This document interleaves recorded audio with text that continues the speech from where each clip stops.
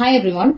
இன்னைக்கு ராதன் பண்டிட் இருக்கார்ல, அவர் என்ன சொல்லியிருக்காருன்னா 60 MP சீட்டுங்களோட முதலமைச்சர் விஜய் அவர்கள் வந்து பிரைம் மினிஸ்டரா ஆக போறாரு அப்படின்னு சொல்லியிருக்காரு. சோ இப்போ வந்து நம்ம வந்து பிரைம் மினிஸ்டரா ஆகணும் அப்படின்னா நம்ம வந்து நீண்ட காலம் உழைக்கணும், ஒரு கட்சியை வந்து பல வருடங்கள் மேம்படுத்தணும். இப்ப மம்தா பானர்ஜி, ஸ்டாலின் அவர்கள், பினராயி விஜயன் அவர்கள், ஏன் ராகுல் காந்தி அவர்களால கூட பிரைம் மினிஸ்டரா ஆக முடியல. ஆனா விஜய் அவர்கள் வந்து இந்த மாதிரி பிரைம் மினிஸ்டரா ஆக போறாரு அப்படின்னு சொல்லிட்டு இவர் சொல்லியிருக்காரு. நீங்க லாஜிக்கல் திங்கிங்லாம் நீங்க யோசிச்சு பாத்தீங்கன்னா எப்படி ஆக முடியும்? இங்கேயே வந்து அவரு கிளியர் மேண்டேட்ல வின் பண்ண முடியல, எப்படி ஆக முடியும் அப்படின்னு நீங்க வந்து யோசிப்பீங்க. சோ லாஜிக்கலாலாம் திங்க் பண்ணாதீங்க. அவர் ஜெயிக்க போறாரு, அவர் ஆக போறாரு தான். ஆனா அதை நீங்க நம்பணும். அதை நார்மலைஸ் பண்றதுக்காக ஒருவேளை ஓட்டு போட்டிருப்பாங்க போல அப்படின்ற ஒரு பிம்பத்தை கிரியேட் பண்ணணும் அப்படின்றதுக்காக இப்பெல்லாம் நார்த் இந்தியா ஃபுல்லா அந்த ரூட் மாஃபியா வந்து என்ன பண்ணுதுன்னா எல்லாருக்கும் காசு கொடுத்து ரீல்ஸை போட சொல்லுது.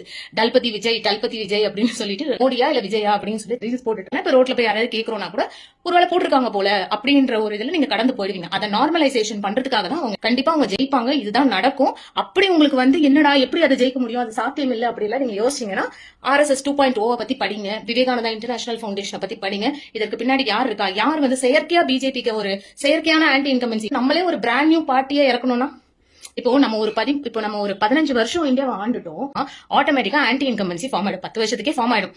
அப்போ நம்ம ஆளுங்களை வச்சு இன்டர்நேஷனல் விதத்துல சப்போர்ட்டோட நம்ம ஒரு பார்ட்டியை கிரியேட் பண்ணி டஃப்னு சொன்ன ஸ்டேட்ல இருந்து ஆரம்பிச்சோம்னா இந்தியா நம்மளோடது தானே. எது டஃபஸ்ட் ஸ்டேட்னு சொன்னோமோ அங்க இருந்தே நாங்க ஆரம்பிக்கிறோம் அப்படின்னு சொல்லி தமிழ்நாட்டுல இருந்து ஜெயிச்சு இந்தியால வர எல்லா இடங்களையும் ஜெயிக்க கூடாது, சவுத்த தானே ஆக்கிபை பண்ண முடியாதுன்னு சொன்னீங்க. நாங்க பிஜேபின்ற பேர்ல வந்தா தானே வந்து புதுசு கிடையாது. ராதன் பண்டிட் அவர்கள் வந்து ஏற்கனவே வந்து விஜய் அவர்கள் வந்து முதலமைச்சர் ஆவார்னு சொல்லி ஏற்கனவே அவர் சொல்லியிருக்காரு. அப்பவே எனக்கு தெரியும் ஆக போறாங்க. அதை நார்மலைஸ் பண்றதுக்காக IPS ரவி அவர்களை வச்சு ஒரு எக்ஸிட் போல் விடுறது, ராதன் பண்டிட் அவர்களை வச்சு பேச வைக்கிறது, செங்கோட்டையன் அவர்கள் காலைல 10 மணிக்கெல்லாம் ரிசல்ட் வந்துரும் அப்படின்னு சொல்ல விடுறதா இருக்கட்டும், அவங்க ஆட்களே வச்சு இந்தியா டுடே அவங்க ஆட்களே வச்சு ஒரு எக்ஸிட் போல் ரிசல்ட். ஆனா நம்ம ஊர் பத்திரிகையாளர்கள்லாம் கண்டுபிடிச்ச ஜேர்னலிஸ்ட், மூத்த பத்திரிகையாளர்கள், ஆய்வாளர்கள் கண்டுபிடிச்சலாம் 1 சீட்டு 2 சீட்டா தாவேகா ஜெயிக்கும்னு சொல்லிட்டு. ஆனா இத்தனை சீட்டு ஜெயிச்சிருச்சு. அதை நீங்க நம்புனீங்களே, அதே போல அவர் பிரதமர் ஆவாருங்கிறதையும் நீங்க நம்பணும், நானும் நம்புவேன். இதுதான் 2029 நடக்க போகுது. அதுக்காக அவங்க ரொம்ப செலவு பண்ணிருக்காங்க.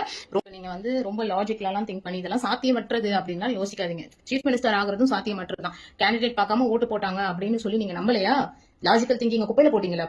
அப்ப இதே மாதிரி குப்பையில போடுங்க. 2029 யாரு பிரதமராக போறாருன்னு அவங்க சொல்றாங்களோ அவர் தான் ஆவாரு. இதுதான் நடக்கும். நீங்க அப்பயே யோசிச்சிருக்கணும், இப்ப நீங்க யோசிக்க முடியாது. அப்படி நீங்க லாஜிக்கலா யோசிக்கணும். இது சாத்தியமற்ற ஒரு விஷயம், இதுக்கு வந்து செல்வாக்கு இருக்கணும், பேர் இருக்கணும், புகழ் இருக்கணும், பல விஷயம் சாதிச்சிருக்கணும், பொய்ய வச்சு இவ்வளவு இது பண்ண முடியாதுன்னு நீங்க யோசிக்கிறீங்க அப்படின்னா EVM மிஷின் பத்தி பேசுங்க. EVM மிஷினை பேன் பண்ண சொல்றதை பத்தி பேசுங்க. நேர்மையான டிரான்ஸ்பரண்டான எலெக்ஷன் நடக்கணும், பேப்பர் பேலட்ல தான் நடக்கணும், CCTV கேமரா முன்னாடி தான் நடக்கணும், அன்னைக்கே வந்து ரிசல்ட் அறிவிக்கணும் அப்படிங்கறத பத்தி பேசுங்க. அப்ப வேணா உங்க டெமோக்ரஸி பாதுகாக்கப்படலாம்.